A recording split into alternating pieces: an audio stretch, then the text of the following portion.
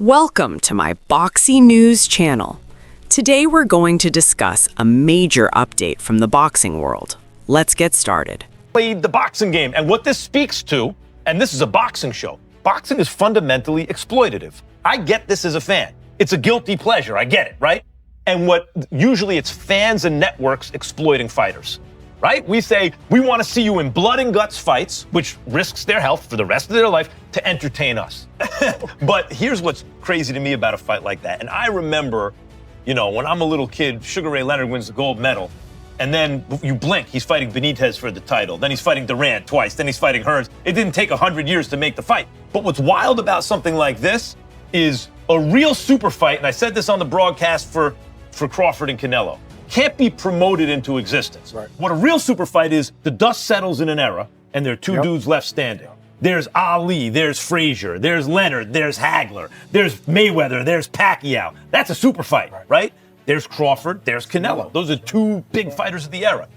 This type of fight, this could easily be at the end of an era, because Teo might be a dude left standing, and Shakur could be the dude left standing, right? I agree.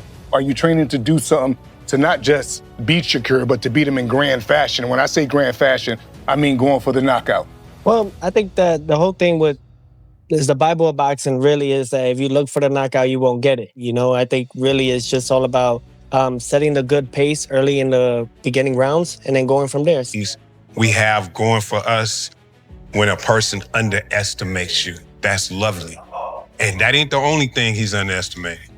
So we're good. Max Kellerman doesn't sugarcoat it. He calls this fight dangerous for Shakur Stevenson. Not a tune-up. Not an easy night.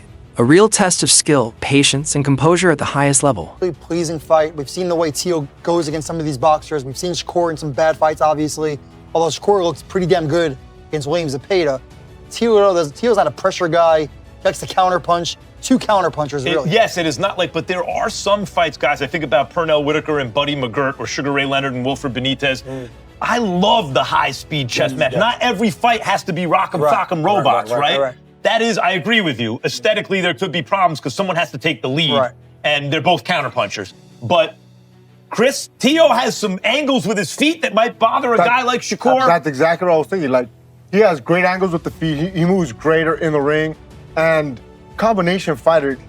To me, combinations. Teofimo Lopez feels the same, but from the opposite side. He says this fight will be a rude awakening for Shakur when they finally share the ring. In Teofimo's mind, this is where reality hits. Number one, my mandatory, and he was too hesitant trying to commit to punches.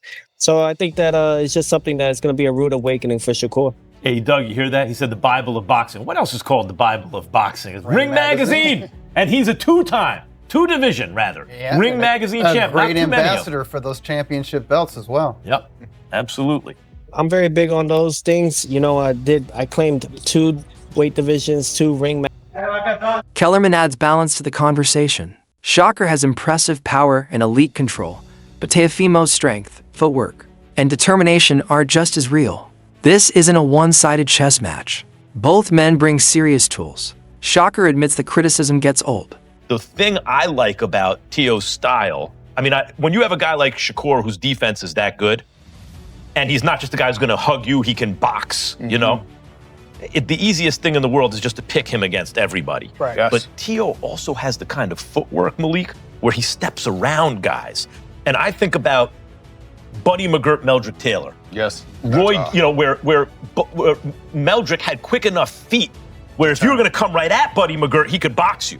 But Meldrick could give him angles that were more difficult. I think of Roy Jones, James Toney. If you were going to go at James Toney, forget it. His defense is too good. But Roy had the feet to move around James Toney, and maybe Teo has the feet to move around Shakur. I seriously doubt it, man. Shakur is a whole different type of animal. His ring IQ is up there with the best. He's getting literally, I don't know how many times People downplay his wins, disrespect his opponents, act like his achievements don't matter. This fight is personal now. He wants to silence the doubters, not with words, but with performance.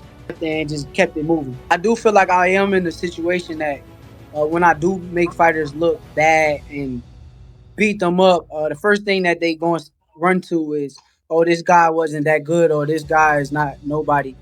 They're going to take away from my resume, same way they did with Bud. Just like my last fight.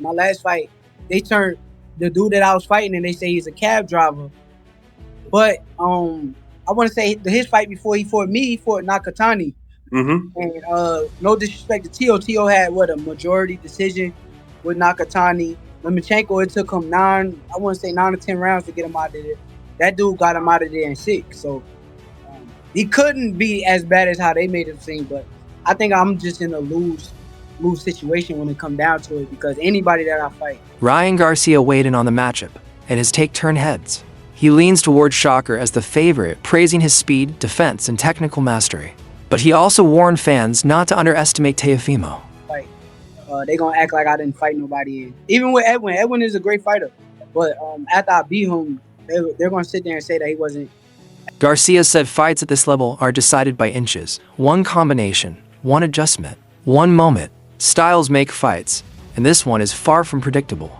Oscar Valdez offered a different angle and gave Teofimo real credit. He highlighted Lopez's positioning, footwork, and natural counter-punching ability. Valdez explained how Teofimo uses his back foot to stay balanced, create space, and land clean counters using his reach. It's a style built on patience and timing. I would put my money on Shakur, but shit, I won't be surprised if Teofimo surprises us all, for sure. Yeah. I think I'm underestimating Teofimo a little bit, but I don't think he can make the necessary adjustments to his own style to combat what Shakur does best.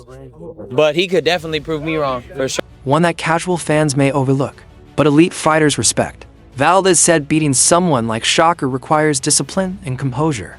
Teofimo must wait for the right moment, apply smart pressure, and capitalize when openings appear, just like underdogs throughout boxing history have done against technical masters. If Lopez stays calm and defensively sound, he becomes a real threat to Shakur's undefeated record.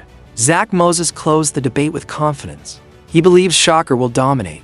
According to him, first, and Shakur, the way he's positioned, the way his back foot's there, and then you see him comfortable, and he's all right. This is my shot. And you throw it, he just rocks back, or he has a back foot, just steps back, and he has a long reach, so he just counter punches you. And that's the part of the game. You get hit and not get hit. And Shakur Stevenson does it to the T. He perfected that since he was an amateur and Olympian, silver medalist, and now he's done it as a professional. You know, maybe not the whole world enjoys it, but the boxing, the pure boxing fan will maybe appreciate that. I know you tried to do it, and Shakur's undefeated at this point, but like, how do you beat a Shakur Stevenson? You know, I think how you beat a Shakur Stevenson, if I can go back. Personally, I believe fans are expecting something very special from this matchup. If you enjoy real boxing analysis and honest opinions, make sure to subscribe to BOXI News and turn on notifications.